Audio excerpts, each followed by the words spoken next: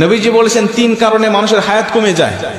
তিনটা আমল করলে, তিনটা বদ আমলে মানুষের হায়াত কমে যায়। দুনিয়ার জমিনে হায়াত কমে যায়, কমতে থাকে, হায়াতও কমে যায়, রিজিকও কমে যায়। বলতে পারেন হুজুর আমরা জানি হায়াত সীমাবদ্ধ, তাহলে হায়াত কেমনে কমে? নবীজি বলছেন, বুখারীর বর্ণনায় আবু হুরায়রা রাদিয়াল্লাহু তাআলা হাদিসটা বর্ণনা করেছেন, মানুষের কিছু নেক আমলের কারণে হায়াতের মধ্যে আল্লাহ বরকত দান করে, আবার বদ আমলের কারণে আল্লাহ পাক মানুষের হায়াতের মধ্য থেকে বরকত ছিনিয়ে নেয়, ওই মানুষটা দ্রুত দুনিয়া থেকে বিদায় নিয়ে চলে যায়। হায়াত নির্ধারিত, রিজিকও নির্ধারিত, কিন্তু আল্লাহ পাক এর মধ্যে বরকত রেখে দেয়। একটা উদাহরণ দিয়ে ভালো বুঝবেন। হালাল পথে কেউ ইনকাম করে মাসে 10,000 টাকা, হারাম পথে কেউ ইনকাম করে মাসে 50,000 টাকা।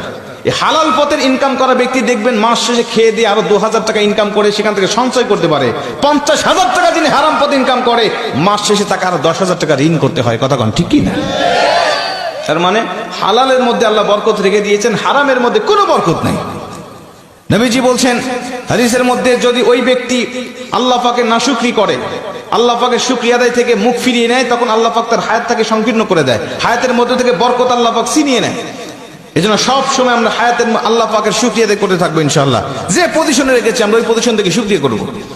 2 নম্বরে নবীজি বলছেন, ওই ব্যক্তির হায়াতটাকে আল্লাহ পাক সংকীর্ণ করে দেয় যেই ব্যক্তি দুনিয়ার জমিনে প্রয়োজনের থেকে অতিরিক্ত খাবার খায়। মানুষের রিজিক কিন্তু নির্ধারিত, আমরা জানি।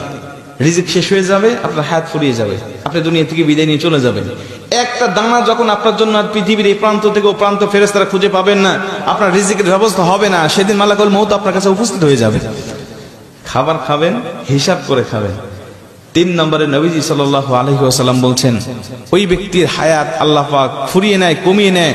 ওই ব্যক্তিকে আল্লাহ পাক দ্রুত তার হায়াতের মধ্য থেকে বরকত আল্লাহ পাক ছিনিয়ে নেয় যেই ব্যক্তি আত্মীয়তার সম্পর্ক ছিন্ন করে ফেলে।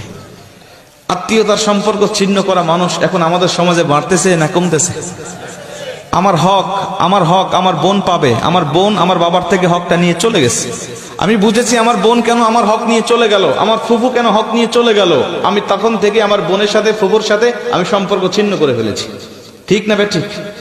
অথচ আমি আমার বাবার সম্পদ হক ভক্ষণ করতেছি, আমার কোনো দোষ নাই। আমার বোন আমার বাবার সম্পদ ভক্ষণ করলে আমার বোনের দোষ হয়ে যায়।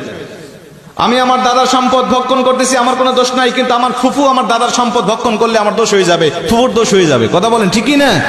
এই সম্পত্তির জের ধরে আজকে অধিকাংশ আত্মীয়দের সাথে আমাদের সম্পর্ক ছিন্ন হয়ে গেছে। আজকে আমাদের সম্পর্ক ভালো নাই। অথচ নবীজি বলছে, যেই ব্যক্তি আত্মীয়তার সম্পর্ক ছিন্ন করে, ওই ব্যক্তির জন্য জান্নাত একেবারে হারাম করে দেওয়া হয়েছে। আজকে দেখেন আপনার আত্মীয়র মধ্যে কার সাথে সম্পর্ক আপনার ঠিক নাই, মাহফিল থেকে গিয়ে আপনি তার সাথে সম্পর্ক জোড়া লাগানোর চেষ্টা করবেন। বোনের সাথে কথা বলেন না, বোনের সাথে কথা বলেন। ফুফুর সাথে কথা নাই, ফুফুর সাথে কথা বলেন।